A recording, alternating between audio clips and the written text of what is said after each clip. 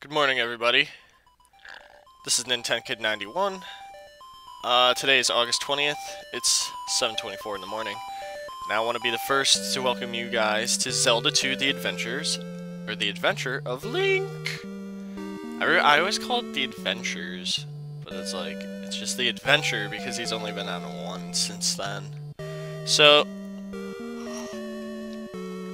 we got a little swig of coffee in here, and then we'll start this bad boy up. And when I mean bad boy, I consider it like a bad boy. It's pretty cool though, they get a little sparkle effect in the water, and then they got the stars going. It's pretty cool, so let's get going here. Alright. Well, wait. Okay, I guess I'll just make a new file, so... Registration. We'll do Nintendo Kid, I guess. I mean, it would only be so appropriate. All my other ones are pretty much labeled stupidly. I wonder if Nintendo Kid will even fit.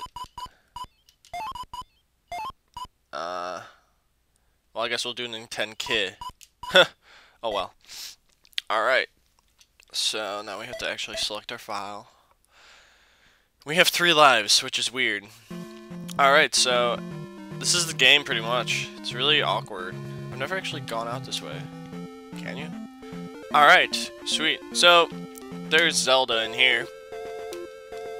And this is, she's apparently sleeping and we can't wake her up. Now, this game is very different because it's a side-scrolling in this sense. You're not really chilling in an overworld all day, and you kind of fight differently, and you get to jump for once. In a Zelda game, you get to jump. So it's really funny because all throughout this game, all I do is jump. Now, this is the overworld.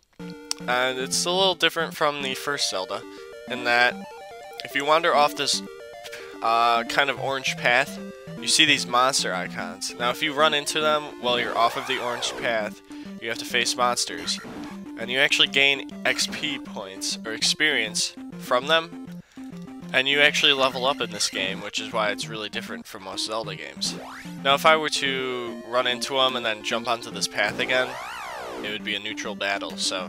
if you're ever trying to cut into the grass to get somewhere and you don't want to have a battle, definitely try to cut back onto the path. Now, there's all sorts of different areas. This is a forest-like area. Oh, and I just ran into the heaviest of the enemies, so we're going to have to fight these guys for a while here. And, actually, the fighting in this game is very difficult. I can't quite shake this guy off. Okay, I'm very bad at fighting when it comes to this game. So we'll just take this guy out. Alright, so we get 10 there. We'll take these spiders out for some too, if we can get them. Alright, there's one, and let's get this other one. Alright, come on, Mr. Spider. Yeah, this game is it's very difficult to actually land a hit on something, it seems like. You have to be almost exact. So we get magic and life at the top. Now, your life, your magic, and then well, I can't show you now, I'll show you in here. The very left is your attack power, and it's at level 1, so we don't really have anything great yet. Wow, these guys are just whomping me. I'll just leave. So that's our attack power, and then your life works in a way that you can actually get heart containers, but it doesn't actually expand that yet. You level up your life to expand that. Heart containers just kind of like lessen the damage you take in your previous level of health. And then, let's see, let me get these guys before I die. Oh no, what? 2 hits? I thought they were just 1-hit kills. Alright, so, as you can see, we're almost dead, and we get an annoying beeper again. So, before we die, this is a pea bag. It's for an experience points. I'm just going to call it an experience bag because everybody else has called it a pea bag and I want to be original. So now we get 56, so we're leveling up and we're going to do our life first. So life is level 2. Next we'll be doing, I think, magic, and then you do attack. But, I mean, really, you level up pretty quick at first. And then by level probably like 7, it starts to get a little difficult because you're getting higher into the thousands. By the end of the game, you're really, really high. But anyways, let's move towards our first dungeon here. But first we're going to visit this town down in the south. Now this is a new town. You can read, actually, signs, finally. Welcome to Rauru. They're all named after, like, sages from the forthcoming games. You can talk to all these people. They're really pointless. Some say somewhat information, you know, telling you where to go. But mainly what you want to look for is somebody that comes out of their house like that, and then you want to talk to them. Talk with my father before you leave town. Okay, so then we'll follow her in. Now, the reason you want to always talk to these people is because there's like apparently her father is some weird wizard guy that lives like down in this cellar all the time and just sits there and plays with his mustache and beard. Look at him. And wow, I can't even read right now. Like I said, it's 7:30 in the morning. I haven't been up this early. Well, I'm working on getting up earlier for school because the worst thing about college is I'm in Central Time, and college is literally just right across the border into Eastern Time. So if I even get up at 7:30 here, Central Time, it's the equivalent of getting up at 8:30 there, which doesn't really help because I have a 7:30 class. And really, you want to get up around 6 to get ready for that. So, you know, half an hour to shower and get ready. Maybe a half an hour to eat, so that's 7 o'clock. And then you want to take another...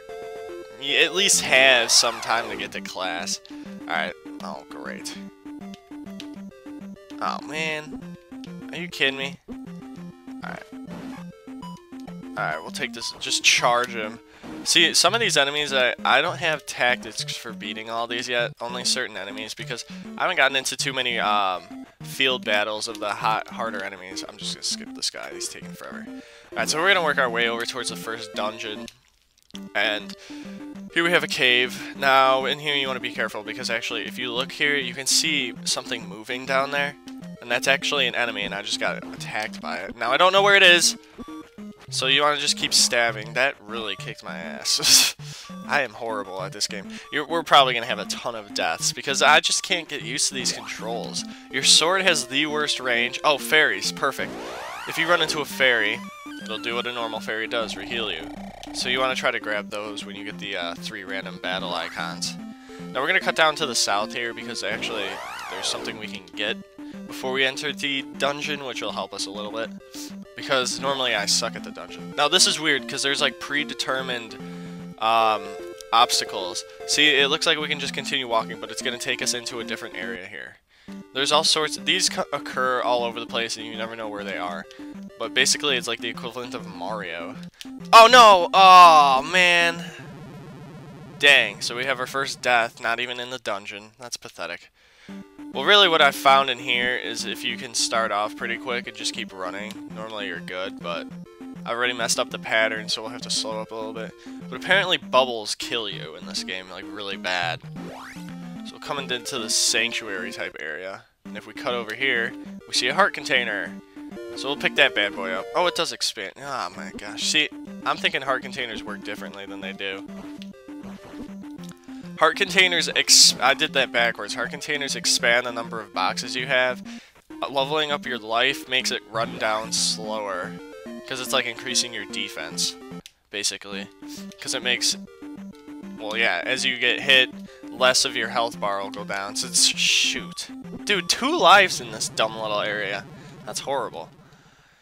See what I'm telling you? This game's tough. Everybody calls it, it's like, this is really funny, because I'm basically doing the oddball game of the Mario and the Zelda series, because Super Mario Bros. 2 is really different in the fact that you can't jump on jack crap to kill it. And then this Zelda is completely different because it's like a freaking RPG.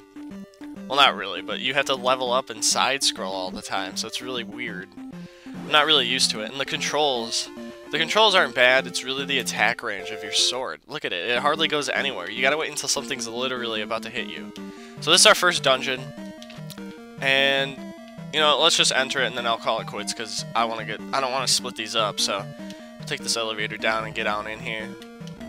Now, I'm not going to go all the way down, because there's those guys, and they will stab you, and they're all over the place. It's really annoying what they do in here, and we'll talk about that next time when we continue, because I have to go, and, you know, going on for another minute is really pointless when we just entered the dungeon. So, hope you guys will enjoy Zelda 2. Sorry if this recording, if I like suck with the commentary. I literally just got up. I got a busy day because I'm going to see Blink-182 tonight, and it's my last actual day at home. So, got to do some stuff. Doing this early. See you guys in the next part.